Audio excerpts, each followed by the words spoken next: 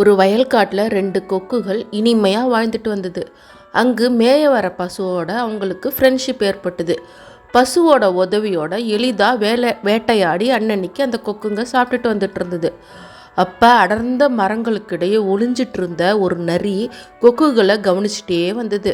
அங்கு வந்த ஒரு ஓநாய், என்னப்பா ரொம்ப நேரமாக கொக்குல நோட்டம் விடுற அப்படின்னு கேட்டது.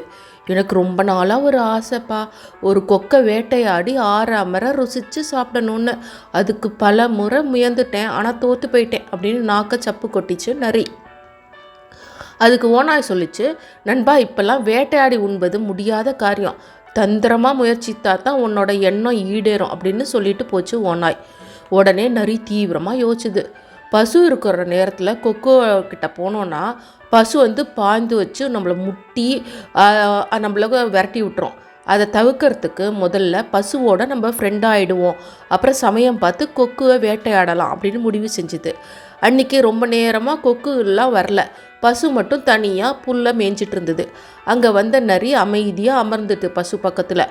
ஆனால் பசு கண்டுக்கவே இல்லை. கொஞ்ச நேரம் பொறுமையாக இருந்த நரி அப்புறம் பொறுமை போச்சு. என் எண்ணத்தை வெறுத்துட்டு உன்னோட நட்புக்காக ரொம்ப நேரமாக நான் காத்திருக்கேன் அப்படின்னு சொல்லிச்சு நரி. உடனே பசு நரி அப்படியே உத்து பார்த்துட்டு திரும்ப புல்லு மேய ஆரம்பிச்சிடுச்சு. உடனே நரியும் திரும்ப சலிப்படையாமல், என் பேச்சில் உனக்கு நம்பிக்கை இல்லையா? எத்தனை காலம்தான் நண்டையும் மீனையும் நான் சாப்பிட்றது? மண்ணை கிளறி கிழங்கெல்லாம் சாப்பிடட்டா என்ன அப்படின்னு எனக்கு ஒரு கொஸ்டின் வந்ததுனால ஞானம் பெற்றுட்டேன். இனி உயிர்வதை செய்யறதில்லைன்னு முடிவெடுத்து என் இனத்தை பிரிஞ்சுட்டு வந்துட்டேன். உன்னோட நட்பாக இருக்கிறதுக்கு ஆசைப்பட்டிருக்கேன், பசியோடு காத்திருக்கேன். இனிமேல் புல் கிழங்கு தான் சாப்பிட போகிறேன் அப்படின்னு சொல்லிட்டு.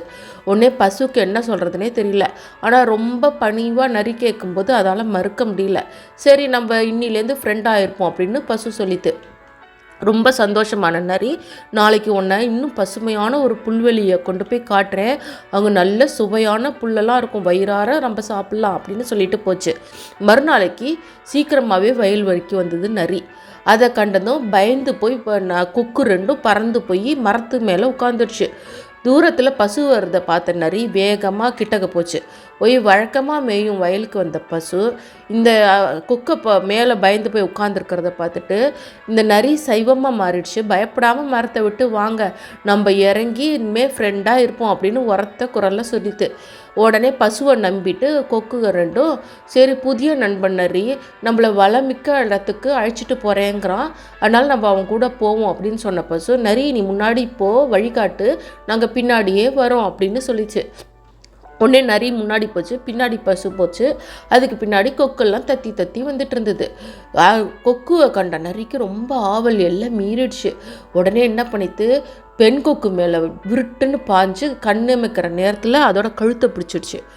உடனே அபாய சூழலை உணர்ந்த ஆண் கொக்கு சட்டுன்னு நரியோட ஒரு கண்ணை நச்சுன்னு கொத்திடுச்சு. பசுவும் உடனே தாமதிக்காமல் நரி மேலே பாஞ்சு கொம்பால் குத்தி அதை தள்ளி விட்டுருச்சு. ஒரு கண்ணு நரிக்கு போயிடுது. உடனே வலி தாங்க முடியாமல் புதரில் ஓடி போய் மறைஞ்சிடுச்சு. உடனே காயமடைஞ்ச கொக்குக்கு பச்சிலை மருந்து எடுத்துகிட்டு வந்த பசு பறிவோட நாக்கால் தடவி இதை பிடிச்சிச்சு. அதிர்ச்சியில் இருந்து மீண்ட பெண் கொக்கு ஆண் கொக்கு ரெண்டும் மாடோட முதுகில் ஏறிக்கிட்டு வயல்காட்டை நோக்கி போச்சு. பசு பத்திரமா அது ரெண்டையும் கூட்டிகிட்டு பழைய இடத்துக்கே போச்சு. இதுலேருந்து என்ன தெரிஞ்சுன்னா, கூடா நட்பு என்றைக்குமே கேடாக தான் முடியும். கெட்டவங்க சகவாசம் வச்சுக்கவே கூடாது, அது என்றைக்குமே ஆபத்து தான். புரிஞ்சுதா?